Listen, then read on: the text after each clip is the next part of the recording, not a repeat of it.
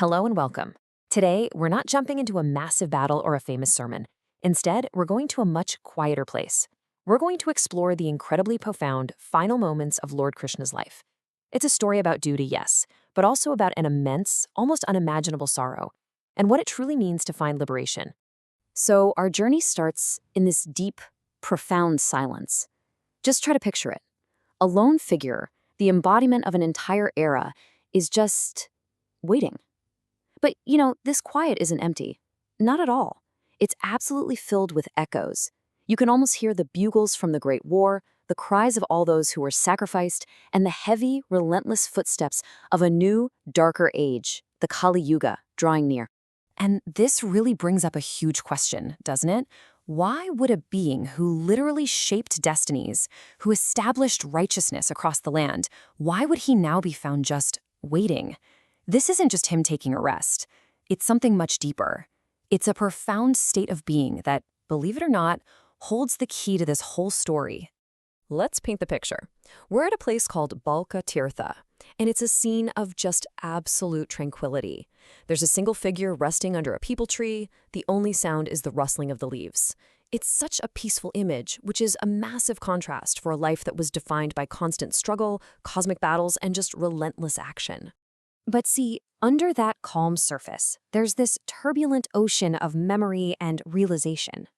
To really understand what's happening in this moment, we have to look past the silence and into the heart of a really difficult, almost paradoxical emotion for a divine being, and that emotion is helplessness. To really get this, we have to talk about one powerful concept, and that is vivashta.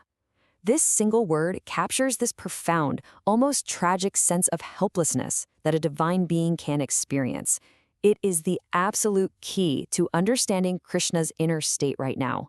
Now, vivashta isn't about being physically weak or powerless. It's a deep internal realization.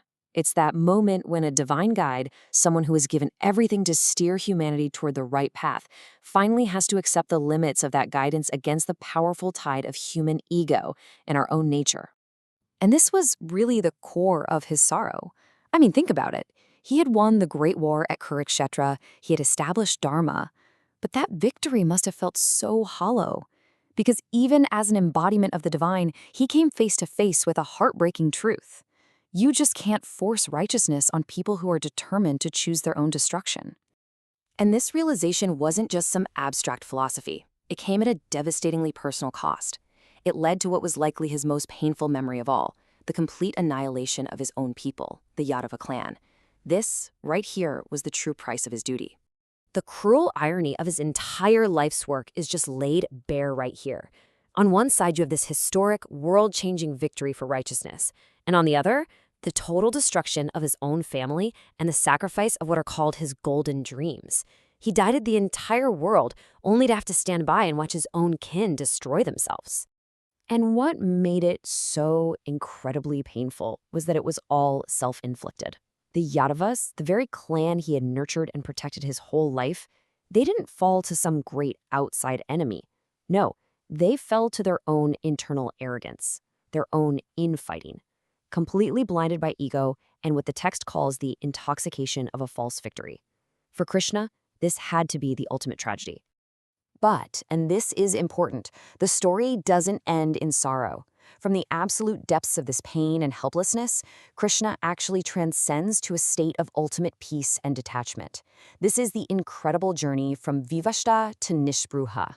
The turning point is captured in this one single question. What is left now? And you have to understand, this is not a cry of despair. It's a question of completion. After all the battles, all the teachings, all the sorrow, what duty could possibly be left? And the answer, he realizes, is none.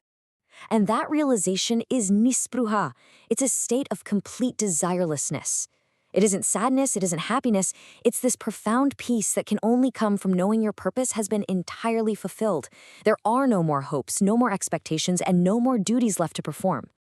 So how did he get to this state? Well, it was the logical endpoint of his entire life's work. It was like taking off the final items on a cosmic to-do list. The ultimate wisdom of the Gita had been shared. His final personal teachings were given to his dear devotee Uddhava. Every single duty of karma had been completed. There was, quite literally, nothing left for him to do. And so we arrive at this profound state of completion. Every single aspect of his incarnation's purpose had been achieved. You could say the cosmic game board was cleared. The grand play was finally over. All that was left was the final, quiet curtain call. Which brings us right back to where we started, that lone figure under the tree. But now we understand his stillness, don't we? He isn't waiting in sadness or fear. He is waiting in a state of complete, peaceful readiness for the very final act. And that final act arrives in the form of a hunter named Jera. The hunter mistakes Krishna's foot for a deer and shoots an arrow. But this arrow isn't just some random tragic accident. It's a cosmic signal. It is the final punctuation mark at the end of an epic, epic sentence. So, you see, this was not a tragic death. That arrow wasn't an instrument of murder. It was a key unlocking his mortal form from its earthly purpose.